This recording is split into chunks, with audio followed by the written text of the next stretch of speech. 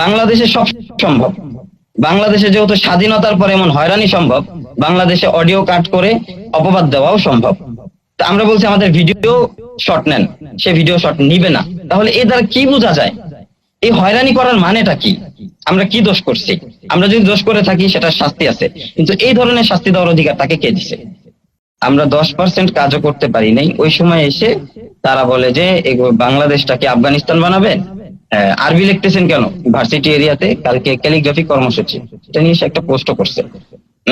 তো আমি তো শিওর যে আমাদের অনুমতি হয়ে গেছে। অনুমতি না হলে আমি কখনো ভার্সিটি এরিয়াতে যাব না কাজ করতে, এতটুকু কাঁচা কাজ আমি করব না। তারপর আমি সবাইকে বললাম অনুমতি হয়েছে, সকলে আসেন। সকলে আসলো, আমরা সকাল থেকে কাজ শুরু করলাম। শহীদ মিনারের একদম ফ্রন্ট সাইডের যে দেয়াল, এখন আমি এখানে একটু বিষয় উল্লেখ করি। শহীদ মিনারের একদম বরাবর যে লেখাটা আছে লালের ভিতরে, যে আমার আমার ভাইয়ের রক্তে রাঙানো 21শে ফেব্রুয়ারি, আমি কি তোমায় ভুলিতে পারি। একদম ছোটবেলা থেকে এই লাইনটার সাথে আমরা পরিচিত। তো এটা হচ্ছে আমাদের কত বড় একটা আবেগের জায়গা সেটা আমরা জানি। ভাষা আন্দোলন নিয়ে আমরা পড়াশোনা করছি, আমরা জানি। তো আমরা হচ্ছে বলছি যে এটার দুই পাশে দেয়াল আগে থেকেই সাদা রং করা ছিল, পুরানা। এর আগে হয়তোবা কোনো কাজ ছিল, সেটাকে কেউ বা মুছে দিয়েছে। কিছু জায়গা মোছা, কিছু জায়গা হচ্ছে মোছা না, এরকম। তো আমরা বললাম যে আমরা হচ্ছে মূল যে জায়গাটা, ওই জায়গাটায় কাজ করব না, আমরা হচ্ছে সাইডে কাজ করব। এরপরে ওই ভাই আমাকে ফোন করলো, মেহেদি ভাই। বললাম যে ভাই আমরা কাজ শুরু করছি। বললো ঠিক আছে কাজ করেন, আমরা আসবো 10টার দিকে আসবো। ওকে। এরপরে আমরা কাজ শুরু করলাম।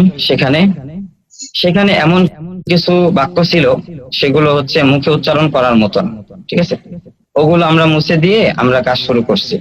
এবং এখানেই না, শুধু আমরা হচ্ছে ফুলার রোডের ওই রোডের যে মাথা গলি, তারপরে কি বলে মোড়টা, ওইখানেও আমরা কাজ বলছি যে আমরা সাইডেও কাজ করব। এখানে একদম শহীদ মিনারের এখানে আমরা কাজ করব না, যারা পারে ওইখানে করব।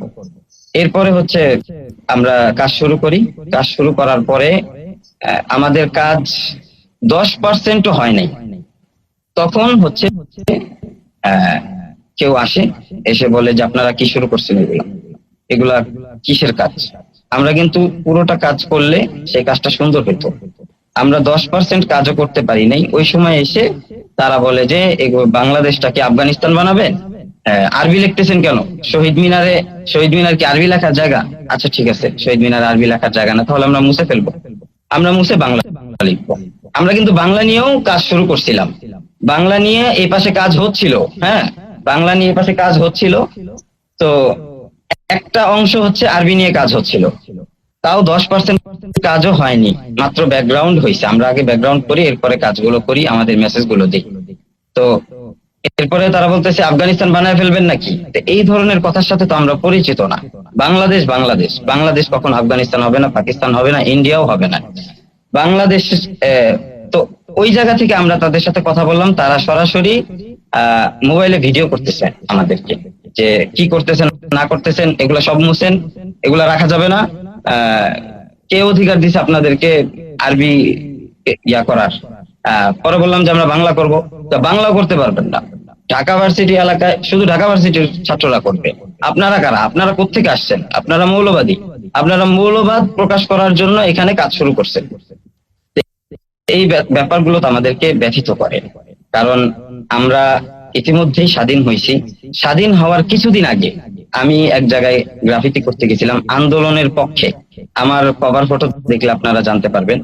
ওই গ্রাফিতিটা করতে গিয়েও আমি হয়রানির শিকার হয়েছি। পুলিশ ভাই না ছাত্রলীগের ভাইরা আমি জানি না, তারা আমাকে হয়রানি করছে। তো সাধারণ এখন আমরা স্বাভাবিকভাবে এখন আমরা স্বাধীন হয়েছি, এখন তো আর হয়রানি হব না আমরা। তারপরও এই যে হয়রানি হলাম, তারপরে আমরা রাজি হয়েছি আমরা এখানে কাজ করব না, ঠিক আছে, আমরা মুছে দিচ্ছি। তারা কোনো কথাই শুনতেছে না আমাদের, তারা কোনো কথা শুনবে না। তারা বলতেছে তোরা এখানে কাজ করলি কেন? তোরা কারা? তোরা মৌলবাদ, তোরা এই, তোরা সেই, তোরা হচ্ছে রয়ের এজেন্ট, আরো অনেক কথা বলছে। আমরা বলছি বাংলাও কাজ করব, তারা সেটাও করতে দিবে না। এর মধ্যে স্যার আসলো একজন, স্যারের নাম আমি জানি না। স্যার এসে আমার হাত ধরে ফেলছে যে তুই আমার সাথে তোর সাথে আমার কথা আছে। তো ওদেরকে টাকা দেয় কারা? তোরা এখানে আসছস থেকে, তোরা কি চাস? তোরা কি হিজবুত তাহরীর নাকি? পরে আমি বললাম যে স্যার আসেন, আপনার সাথে আপনাকে আমি বুঝায় বলি। পরে আমি আর স্যার আলাদা হলাম, আমি স্যারকে বুঝায় বললাম, কিন্তু স্যার সেটা বুঝলেন না। তিনি আমাদেরকে টেনে হেঁচড়ে 3-4 জন শিল্পীকে আমাদের হাত ধরে টাইনা একদম ইয়াতে নিয়ে গেছে, অডিটোরিয়াম, টিএসসি অডিটোরিয়ামে নিয়ে গেছে। সেখানে নিয়ে যাওয়ার পরের কাহিনী ভাই, আসলে ওইখানে নিয়ে গেছে, স্বাভাবিক আমরা ভাবছি জিজ্ঞাসাবাদ করবে। তো উনি বসেই প্রথম বলতেছে, তালেবান বাংলাদেশে, তোরা তালেবানের এজেন্ডা নাকি? তোরা রয়ের এজেন্ডা নাকি? তোরা ইন্ডিয়াকে বাংলাদেশের মধ্যে বাস্তবায়ন করতে চাস নাকি? অনেক বাজে বাজে কথা বলছে। তারপরে হচ্ছে আহ, এক ভাই ভাই হচ্ছে, আপনাদের কিছু ভিডিও স্ক্রিনশটে আছে ওনার ছবি, ওই ভাই লাঠি নিয়ে আসছে। স্যার আমাদের হাতে দিয়ে দেন, আমরা এটা এই ব্যাপারটা বুঝে নিই আর কি। তো এর ভিতরে আমাদের আরো অনেক সাথীরা আসছে। আসার পরে সবাই আসছে, তারা বলতেছে এত বড় ইউনিট, এর নিশ্চিত কোনো একটা এজেন্ডা তো অবশ্যই আছে, না হলে কিভাবে সম্ভব এইভাবে এত মানুষ একসাথে হওয়া, আরবি নিয়ে কাজ করা, এটা কিভাবে সম্ভব? লাঠি নিয়ে আসছে, স্যার আমাদের হাতে ছাইরা দেন। স্যার আবার বলতেছে না না থাক, মানে আমাদের ভিতরে ভয় সঞ্চার করতেছে, আমাদেরকে হয়রানি করতেছে, ব্যাপারটা ধমকাধমকি করতেছে। আমাদের সবার কাছ থেকে মোবাইল জমা নিয়ে গেছে। আচ্ছা, মোবাইল জমা নেওয়ার রাইট কারো আছে?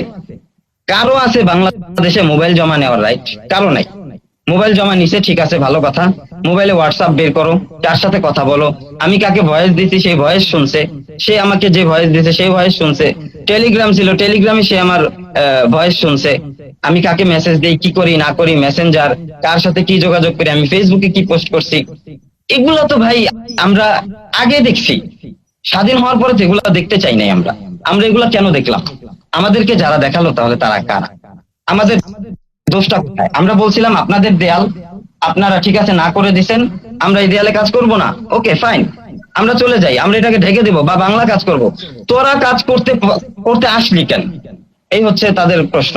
তোরা হচ্ছে জঙ্গি, তোরা শিবির, বাজে বাজে কথা ভাই, এগুলো মুখে বানা যাবে না। তো আমাদের কষ্টের জায়গাটা হচ্ছে ওই ক্যালিগ্রাফি মুছে দেওয়া নিয়ে না, আমাদের কষ্টের জায়গাটা হচ্ছে আমাদেরকে নিয়ে যে এই যে হয়রানিটা করলেন স্যার, স্যারের স্টুডেন্টরা, স্টুডেন্ট না কারা আমি জানি না, এই যে হয়রানিটা করলেন, এটা কেন করলেন? আমরা কি দোষ করছি? আমরা তো এই দেশের নাগরিক। আপনারা আমাদেরকে বুঝাবেন, আমরা আপনাদের সন্তান। যদি না বুঝি তখন করবেন, আইসেই আপনারা লাইভ করবেন, হুমকি ধামকি দিবেন, হাত ধরে টাইনা টিএসসির অডিটোরিয়ামে নিয়ে মোবাইল জমা নিবেন, যা তা চেক করবেন। এটা তো আপনাদের রাইট নাই। আমরা কিছু বলতে পারিনি, একদম জিম্মি, পুরা জিম্মি। আমাদের মুখ থেকে একটা ভাষা শোনা হয় নাই। আচ্ছা, এরপরে বলতেছে যে তোরা ক্যালিগ্রাফি করলি, এত টাকা পাইলি কই? তোরা হইলো মাদ্রাসার ছাত্র, তোরা এত টাকা পাবি কই? তোরা, তোদেরকে এত টাকা আছে? তোদেরকে টাকা দিছে কে? তা আমাদেরকে আসলে একজন, আমাদেরকে তো কেউ কেউ টাকা দিছে, আমরাও কেউ যে যা পারছি কিছু টাকা উঠাইছি। আমাদের এক বন্ধু, ওনার বাবার বন্ধু, এক মসজিদের খতিব, বড় আলেম, ভালো মানুষ, ওনার কাছ থেকে উনি আমাদেরকে 30,000 টাকা দিচ্ছেন। এই তো পেয়ে গেছি, উনি হচ্ছে তোদের নেতা, তোর নেতারে ডাকতে। নেতার নাম্বার সংগ্রহ করলো, সংগ্রহ করার পরে ফোন দিল ওই ভদ্রলোককে। উনি কিন্তু কিচ্ছু জানে না, আমাদেরকে চিনে না, জাস্ট আমার ওই ফ্রেন্ডকে চিনে, আমাদের কাউকে চিনে না। ওই ফ্রেন্ড গিয়ে বলছে যে আমরা এরকম কাজ করব, আপনি আমাদেরকে কিছু টাকা দেন বা পারলে হেল্প করেন, এই টাইপের আর কি, ডোনেশন যেটাকে বলে।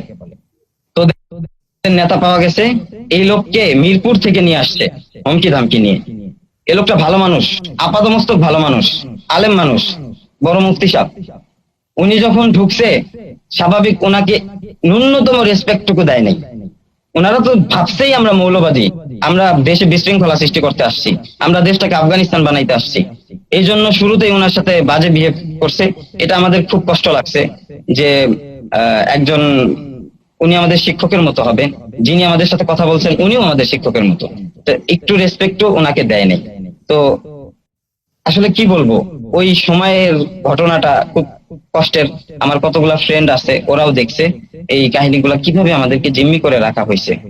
যাই হোক, এরপরে আমাদের থেকে মিডিয়া আনছে, কতগুলা মিডিয়া আনছে। মিডিয়া এনে বলতেছে যে কি তোদের নেওয়া হবে, রিপোর্ট নেওয়া হবে। ওকে, নেন। আমাদের অডিও রেকর্ড নেওয়া হচ্ছে। আমরা বলতেছি যে স্যার আমাদের ভিডিও রেকর্ড নেন, আপনি ভিডিওতে আমাদেরকে প্রকাশ করবেন, আমরা কি বলবো না করবো। এখন অডিও যে রেকর্ড নিল, এখন অডিও রেকর্ডের তো কোনো আসলে ইয়াত্তা নাই, এটা আপনি যেভাবে ইচ্ছা সেভাবে কাটছাট করতে পারেন। বাংলাদেশে সব সম্ভব। বাংলাদেশে যেহেতু স্বাধীনতার পর এমন হয়রানি সম্ভব, বাংলাদেশে অডিও কাট করে অপবাদ দেওয়াও সম্ভব। তা আমরা বলছি আমাদের ভিডিও শট নেন, সে ভিডিও শট নিবে না। তাহলে এ দ্বারা কি বোঝা যায়? এই হয়রানি করার মানেটা কি? আমরা কি দোষ করছি? আমরা যদি দোষ করে থাকি সেটার শাস্তি আছে, কিন্তু এই ধরনের শাস্তি দেওয়ার অধিকার তাকে কে দিছে?